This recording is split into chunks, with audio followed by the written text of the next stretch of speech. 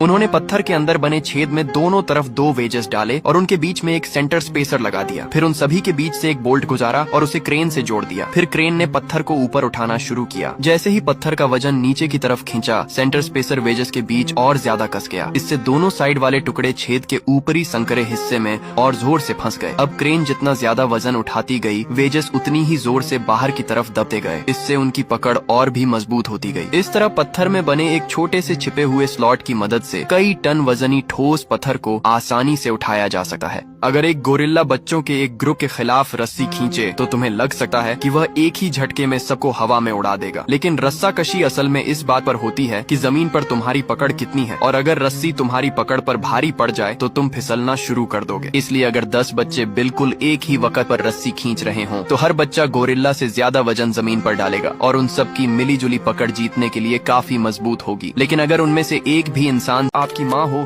तो आप किसे पसंद करोगे? माँ को पसंद करने वाले लोग वीडियो को लाइक करके चैनल को सब्सक्राइब कर दो प्लीज। दोस्तों, माँ के लिए लाइक सब्सक्राइब करने में 1 सेकंड भी नहीं लगे। वह 10वीं मंजिल की खिड़की की बाहरी किनारी से फिसल गया और किनारे से लटक गया, जबकि नीचे खड़े लोग चीखने लगे। सड़क पर मौजूद 2 नर्सों ने उसे देखा। उनमें से एक ने तुरंत अपना कोट उतार दिया ताकि उसे पकड़ सके, लेकिन एक आदमी दौड़ कर आया क्योंकि वह जानता था कि अकेला एक इंसान कोट को काफी मजबूती से नहीं पकड़ पाएगा। इसलिए दोनों ने कोट को जाल की तरह अपने बीच फैलाकर पकड़ लिया। तभी छोटे बच्चे की पकड़ छूट गई। वह पूरी ताकत से कोट पर आ गिरा। गिरने का झटका इतना जोरदार था कि कोट की अंदरूनी सिलाई फट गई और फिर वह नीचे बर्फ पर जा गिरा, लेकिन किसी तरह वह जिंदा बच गया। जहाज सबसे पहले एक कंक्रीट के बने चैम्बर में दाखिल होता है। फिर दोनों तरफ लगे स्टील के गेट बंद होकर उसे पूरी तरह सील कर देते हैं। इसके बाद वाल्व खोले जाते हैं और दीवारों के अंदर बनी कंक्रीट की सुरंगों से पानी चैम्बर में भरना शुरू हो जाता है। जैसे जैसे पानी का स्तर बढ़ता है, वह जहाज को ऊपर उठाने लगता है। फिर सामने वाला गेट खोला जाता है और जहाज अगले चैम्बर में चला जाता है। यही प्रक्रिया बार बार दोहराई जाती है, जिससे जहाज एक एक स्टेप ऊपर उठा जाता है, जब तक कि वह समुद्र तल से लगभग 85 फुट। आपकी माँ हो